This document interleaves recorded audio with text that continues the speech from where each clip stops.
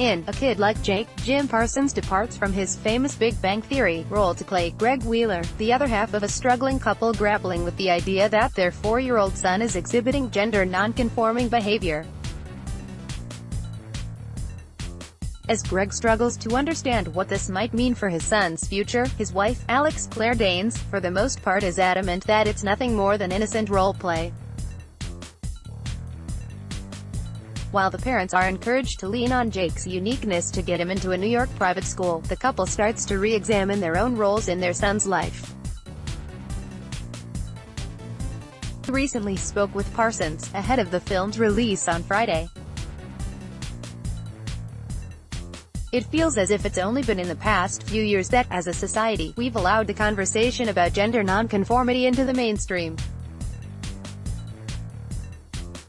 And I think it's because of work like this. I agree. I felt very strongly and I still do. The most beautiful thing Daniel Pearl did in writing this was how he framed the issue. Framed it in a way that made it so relatable, just another aspect of raising a human being.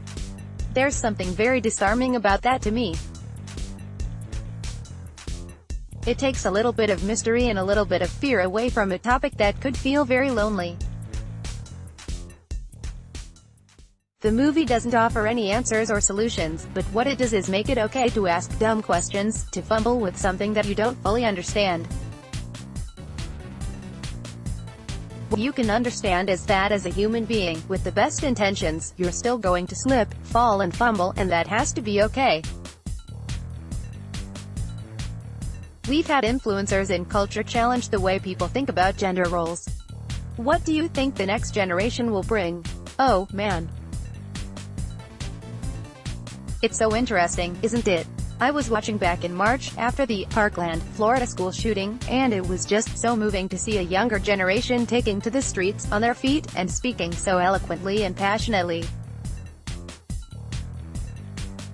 As a 45-year-old gay man, who's been able to be an out and working actor, I feel grateful for the time I grew up in, but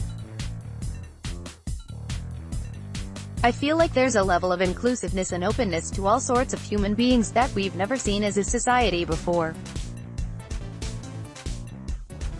Even in our best of times, we've never quite known it to the level we might know it in the next 15 or 20 years, as this generation comes into prominence and power. You get that impression that you're dealing with a whole generation that has grown up thinking it's not okay to slander people for being gay and more recently, slander people for gender fluidity.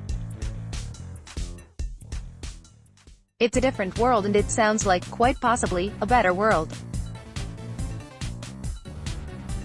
In response to that, it seems like parents are trying to be cognizant of gender messaging, too. I think you're absolutely right.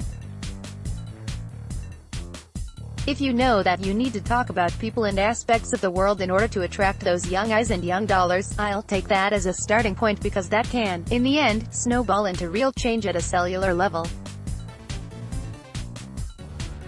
Sign up for NYC News Plus the scoop on things to do, see and eat. By clicking sign up, you agree to our privacy policy. What Jake's parents are struggling with in this film is something that some parents have to contend with. Did you get to speak with any parents that are? Not many, but I will say, the little boy Leo, James Davis, who plays Jake, he in many ways is quite similar to the character, in that he enjoys wearing some of the princess outfits and enjoys the painted nails.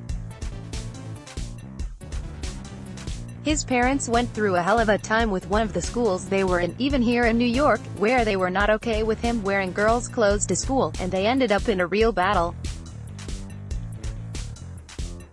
It was interesting because no one was trying to dictate whether Leo was gender fluid or gender curious. It was really just Leo being Leo. It did show them many hurdles. It's difficult to get people in agreement as to what it is they're seeing and how to deal with it. Given the relevancy, I was going to bring up the Broadway show, The Boys in the Band, but I heard you suffered an injury. Aside from that, how has it been? I did. I fractured my foot during curtain call, but it's been a real joy. It's been a very unique experience. I've never worked with 8 other gay male actors, and I'd be lying if I said there wasn't a special camaraderie we have. I can't necessarily put my finger on it exactly, but there's a real unity and bond. I feel so very fortunate for it.